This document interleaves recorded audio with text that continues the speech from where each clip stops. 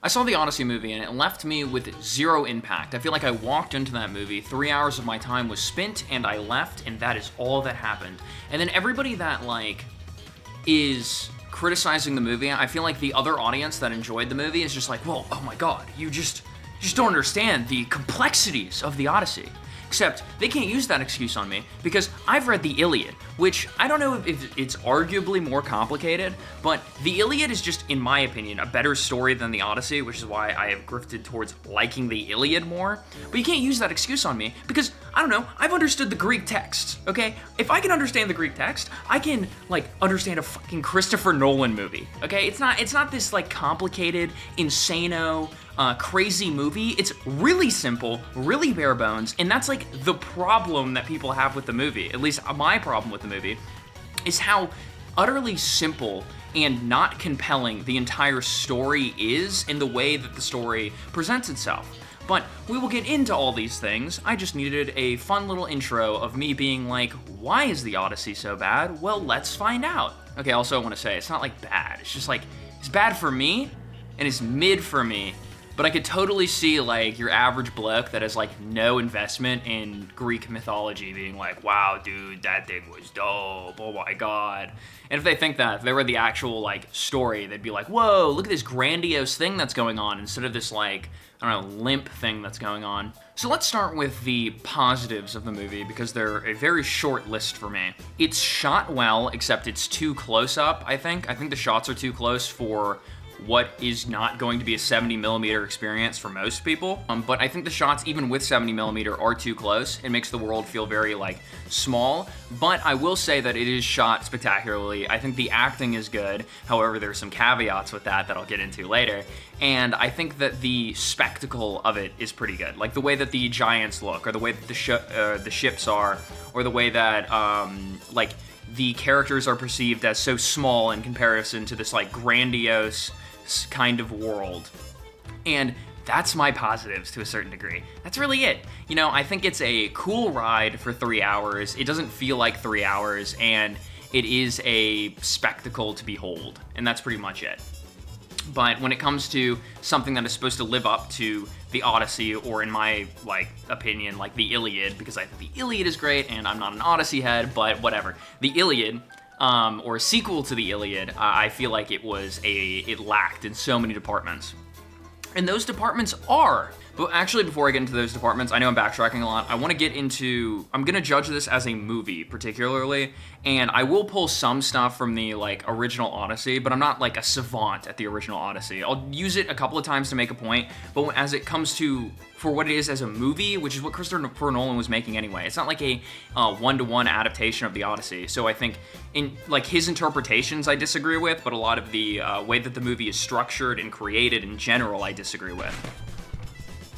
Okay, so the first thing I dislike about the movie is that the characters have absolutely no depth whatsoever. I think that the fact that I don't know any name of any of the crew members is a problem. I don't know any of the names of the suitors in general, because, like, so many of these characters are kind of an afterthought or caricature of what they're supposed to be.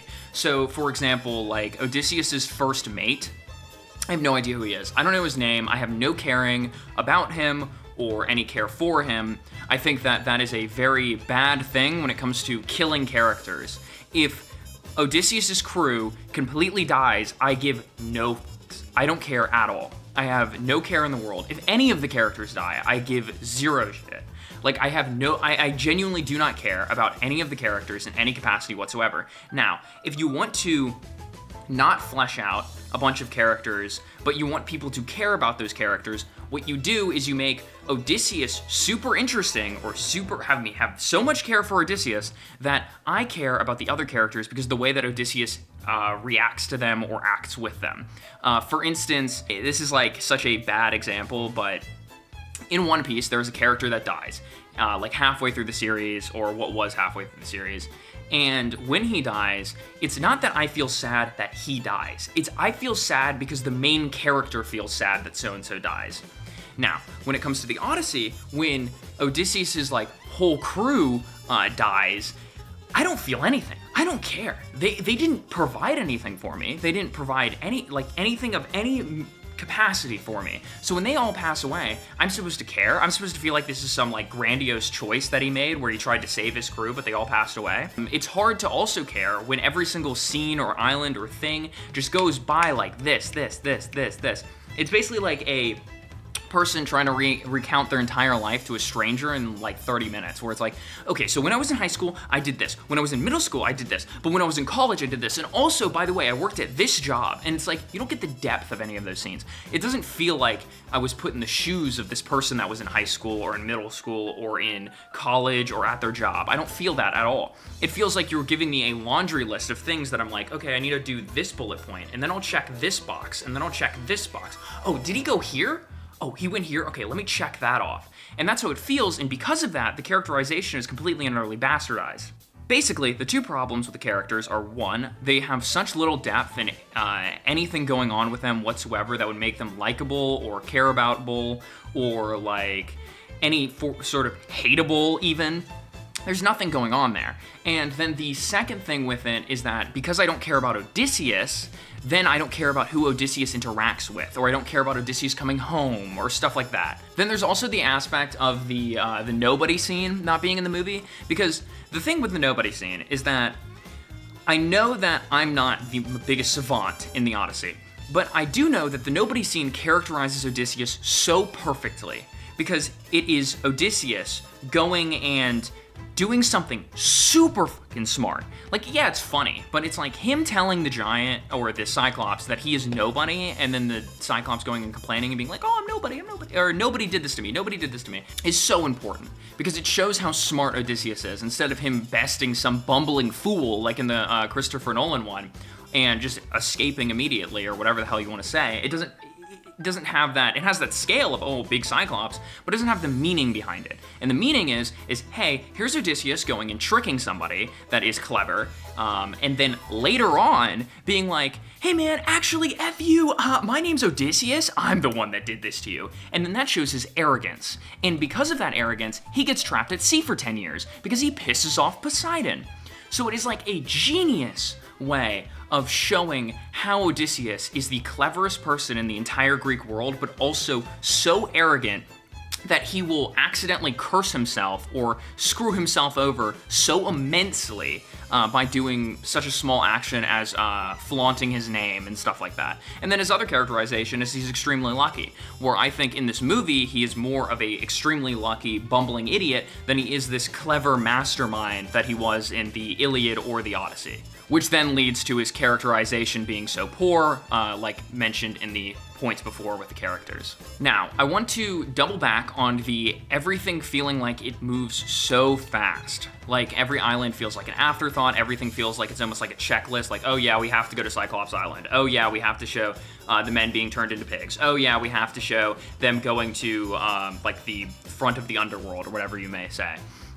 And everything feels like kind of an afterthought, which makes sense in the context of the movie because of how it's portrayed. I mean, everything in the movie is portrayed as an afterthought in the sense of, like, him being stuck at Calypso's place, and he's, like, recounting, oh, dude, oh, man, I remember my crew.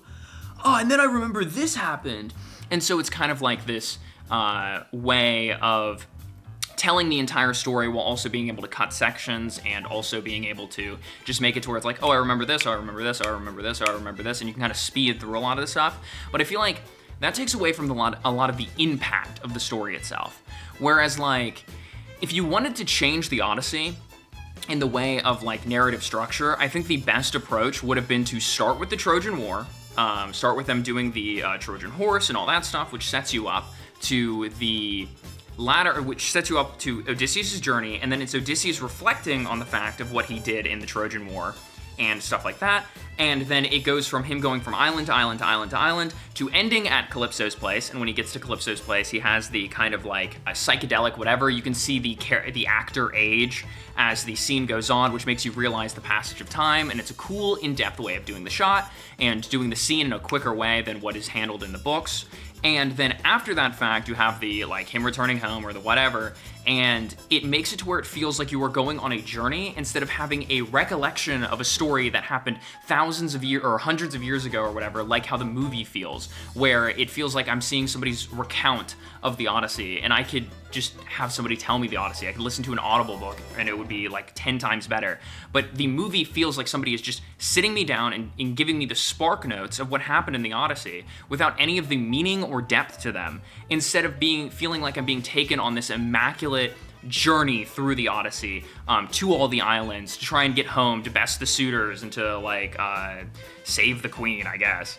But it's like that's like such a fundamental issue with the movie, because it changes your entire perspective or outlook on how you consume the movie. Because instead of waiting for Odysseus's checkpoint in this movie is Calypso's island. It's like, oh, okay, we're recounting stuff, so when are we getting to Calypso's island? It's not, oh, we're going on this amazing journey, when are we getting home? Which should be the thing, is when are we getting home, not when are we getting to this checkpoint that was set up in the beginning of the movie, which is Calypso's island. And that is just like baffling to me, that they would do something like that and make the world feel so much smaller, because one of my friend's arguments was that you already know what happens. You already know he gets home. Yeah, I would argue some people don't, and even if you do, the journey, taking it from a journey perspective, makes it so much more compelling to watch. I rewatch shows all the time. I just rewatched Dragon Ball. I know that Goku defeats King Piccolo. I know that. But you know what? The journey of him going to all the martial arts tournaments, him training, him besting so many people throughout the entire story, to him beating this person, is what makes it compelling. I know that Goku fights Frieza and becomes a Super Saiyan. It doesn't take away from the fact that the Super Saiyan moment is super cool, and I'm sitting with bated breath to wait for the Super Saiyan moment to happen, just like how if you did this with the Odyssey, you'd be waiting with bated breath for Odysseus to get home. But now you're waiting in a kind of leisurely stroll for him to be like waiting for Odysseus to remember something, which completely removes the stakes of anything in the movie. And I think I know that the Odyssey in general is a retelling of Odysseus retelling his travels and stuff like that, but if you're going to change something fundamental with the movie, such as making it Calypso's island where he's recounting stuff, then I think that you should just change it to make it better for the movie by making it an actual journey. Also, then you wouldn't have to do as many stupid fucking flashback scenes to, hey, this is what happened in the Trojan War. Hey, this is what I regret in the Trojan War. Hey, do you remember that Odysseus, is the one that did the Trojan horse? And it was a tactical genius move for its time. So I think that would change a lot with the movie. And on another note, when it comes to Christopher Nolan, he pulled a decent amount, apparently, from the Aeneid, which I've also read the Aeneid. And I feel like that is a mistake. And I don't think a lot of people would agree with me on this, but I think pulling from something that is a Roman property to write a movie about the Greeks, you have to be very careful with how you do that. Because the Greek story is like the Iliad and stuff. It's like Achilles is like a fucking hero. Achilles, Odysseus, Menelaus, definitely not Agamemnon, but all these people are like viewed in a certain, like the Avengers almost, where it's like you're going to war and you're like, man, I want to be as strong as Achilles and stuff from like the Greek perspective. And when you take the Roman perspective and you put it in there, I'm going to use Dante's Inferno as an example. I know it's just like it takes place a while later and it's Italian and stuff like that. But in Dante's Inferno, when you read Dante's Inferno, it's like every single Greek character that was great in the Iliad, like Achilles, who makes a noble sacrifice. Yeah, he wasn't the best guy, but he makes a noble sacrifice to go and fight for his people and win and help win the war and stuff like that, instead of just living on an island by himself for the rest of his years in peace. He makes a noble sacrifice, and he's in like the lust sector of hell. But then you got people like Hector, who's the person that he fought, and also Aeneas, who does some lustful things like sleep with Dido and have her like cheat on her husband or whatever. He does that, and he's in heaven with Hector. And it's because Hector and Aeneas are the pseudo-Romans, pre-Romans with Trojans, and Achilles and all these people are Greek. So all the Greek people have to be in hell, and all the Roman people have to be in heaven. Because I'm fucking Dante, and I love Virgil, except Homer. I think Homer's in heaven, because he's one of the good ones. So that's my fundamental problem with pulling from something like the Aeneid, is because the Aeneid is written from the perspective of the Trojans, the people that lost, the people in this war, who fought this war or whatever, and then they go and found Rome, or Aeneas goes and births Romulus and Remus and Remus found Rome, whatever. It's like a whole thing. But when you do that, you make it to where you're painting you're taking from a perspective of Odysseus that isn't present in the Odyssey. Like, there's a lot of depth to Odysseus. He's a, quote, a complicated man. But when it comes to pulling from the Aeneid will want to paint him in the worst light possible and make him not as complicated. In comparison to something like the Odyssey, where the Odyssey will paint him as a more complex character. Now, I will say that I haven't read the Aeneid since 9th grade, so it's been a fat minute. But I'm just thinking from the perspective of, hey, a Roman guy wrote this, and hey, a Greek guy wrote this, and I know how Dante wrote about the Greeks, and I know how Virgil wrote a little bit about the Greeks. He gave them their like praise though when it came to art and literature, and he said that the Romans are more so better suited for combat. But yeah, I just think that's a interesting perspective that probably not that many people have pointed out, is just pulling from the Aeneid is such a interesting choice, but also could cause ramifications for how you portray or put your characters out there. I know this is a nitty-gritty take, but I would like to say that the A-list actor thing kind of bugs me as, like, I don't know if I'm like pretentious or what you want to call me, but when it comes to the A-list actors, I think to myself about how it's like, you're making an interpretation of a myth, of a Greek story that has been passed down for generations upon generations. It's one of the greatest stories ever told, and it is something that I want to view almost as a myth, as something that is fiction brought to life. But when you choose all these guys that I just recognize, I'm not sitting there being like, oh my god, Odysseus, especially when your dialogue and characterization are poor. I'm not like, oh my god, it's Odysseus. I'm like, oh, it's that actor. Oh, it's fucking Tom Holland. Cool. Tom Holland, I think, did a fantastic job. So did the Queen.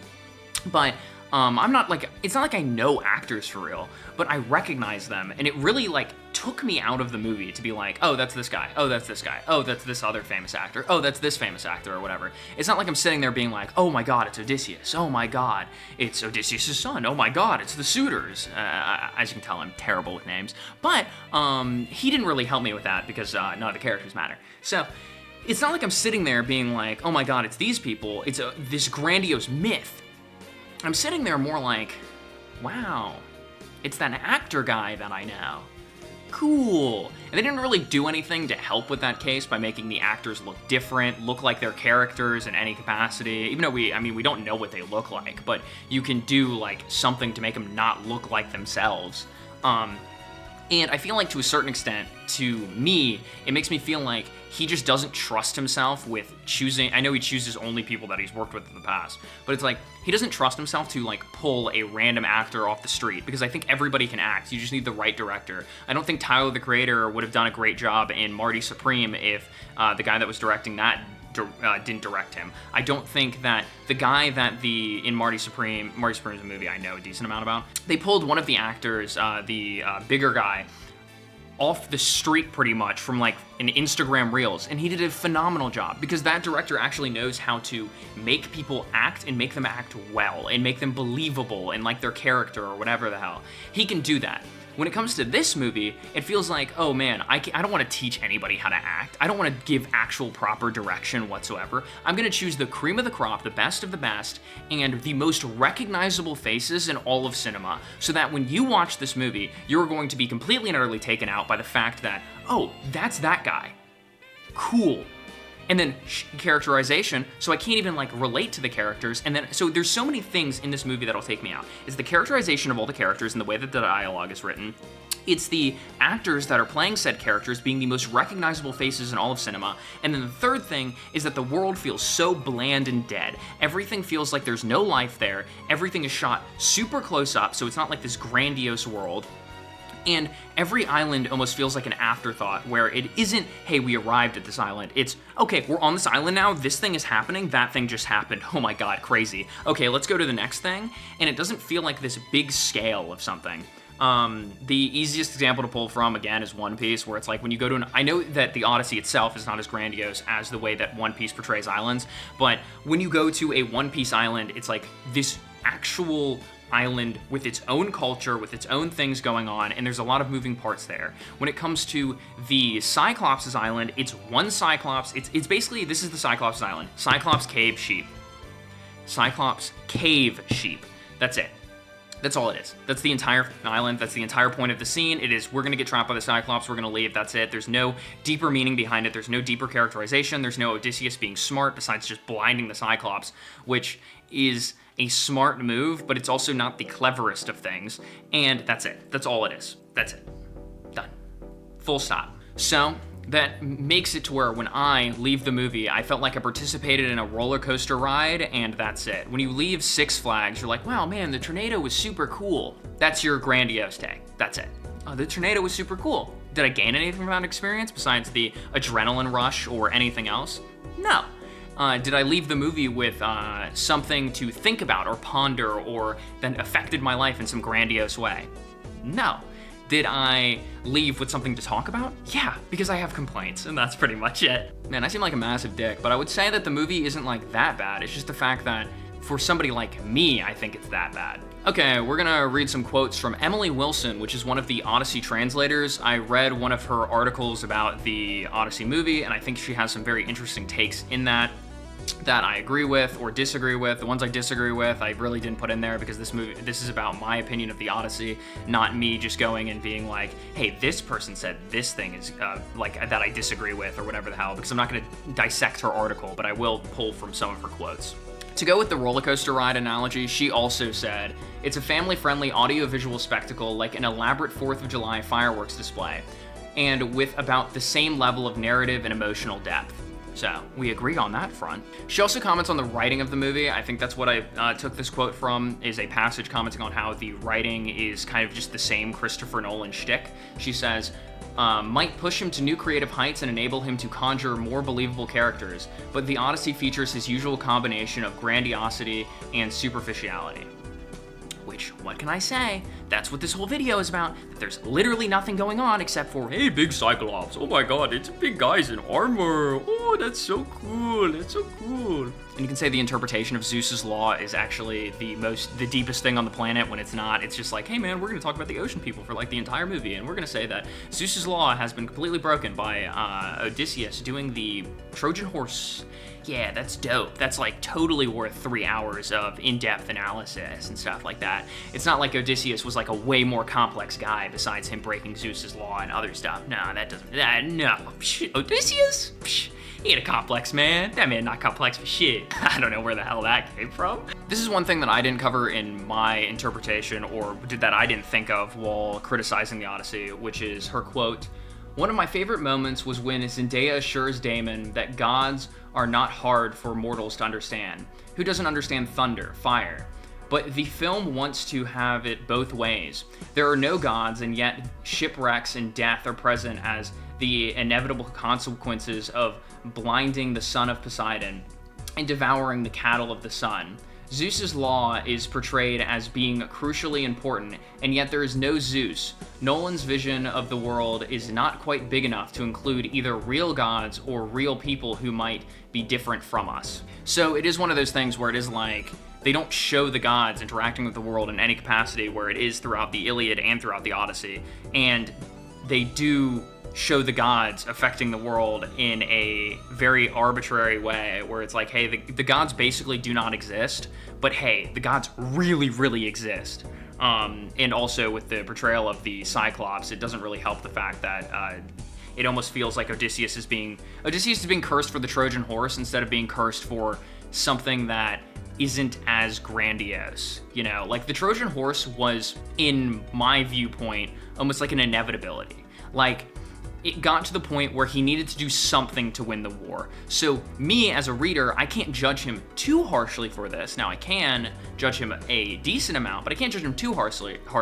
When it comes to the Cyclops, it's like, you were arrogant. You were insanely arrogant. You screwed yourself over so hard for something that you didn't need to do. And that's the crucial difference between why he's cursed from almost the Trojan horse in comparison to cursed from the Cyclops. Even though in this movie he is cursed by the Cyclops, but it's kind of stupid. So I'm not gonna say that he's cursed.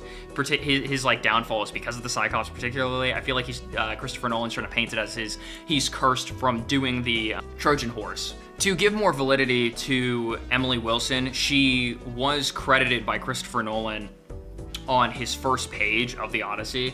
He cited my version of the first line of the poem, "Tell me about a complicated man." but I would be ashamed to have written any part of this script. Sadly, Damon's Odyssey, or Odysseus, isn't complicated or wily or artful. One of the Odyssey's funniest and most famous tricks is in Homer is, okay, then it goes on to talk about the Cyclops, which we've already covered in length. Okay, we have 2 more quotes to go through, starting with, the representation of Odysseus as a reluctant warlord makes a nonsense of the movie's imagined world. We are not shown that war or killing are bad, only that good men sometimes feel bad about it. A very different point. Any serious depiction of violence, ancient or modern, must show the perspective of the victims, as well as the perpetrators, and the Homeric poems easily clear the bar. But Nolan doesn't. The Trojans are dehumanized by their masks. We know none of them by name or by face. The hands of Odysseus and Telemachus are bloodied only by the most righteous computer game modes of killing. And we feel no pity or honor at the deaths of their victims, whether Trojans, giants, suitors, or slaves, during the sack of Troy, which he supposedly organized.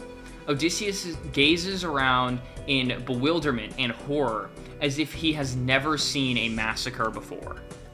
And then that leads into the next quote, which is, Nolan's Odyssey lacks many of the elements that make the poem great. It has nothing convincing to say about time, memory, history, war, or about the relationships between warrior's glorious return and the lives of his family.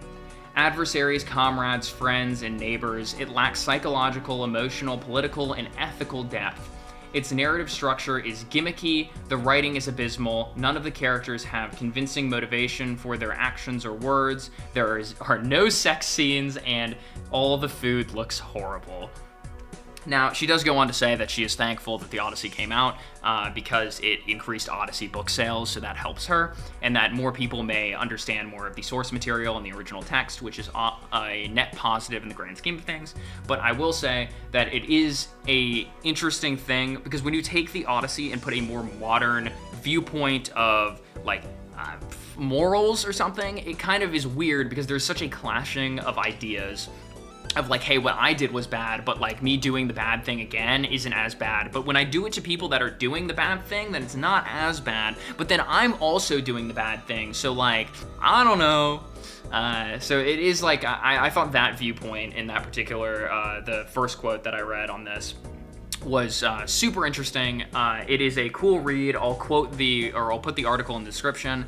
It's a fun time. Can't say I agree with everything, but some of the points that she makes are interesting to see a person's perspective of it that knows the Odyssey probably like the back of her hand. So yeah, that was my review of the Odyssey. It was a interesting mess of a movie that is a grandiose spectacle. It is a fun roller coaster ride, especially if you know nothing about the original source material. I would say watch it if you don't. If you do know something about the original source material, you can still watch it just to see how the hell somebody tried to interpret the Odyssey. And if you haven't read the original source material, read it, or read the fucking Iliad, baby. Iliad, best book of all time. That's how we talking about this shit. Is the Odyssey? Oh, yeah, you may have an excuse that you can go see a movie and get it through. The Iliad, you don't got any of that crap. Okay, you don't got a Christopher Nolan movie. Go read the Iliad. The Iliad is dope. I love the Iliad so much. I literally may make a review series on the Iliad book by book on this channel, specifically for how much I love the Iliad.